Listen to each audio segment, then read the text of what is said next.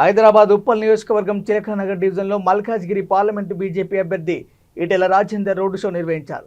చిలకానగర్ డివిజన్లోని పిస్తా house hotel నుండి ప్రారంభమైన ఈటెల రోడ్డు షో చిలకానగర్ చౌరస్తా వరకు సాగింది.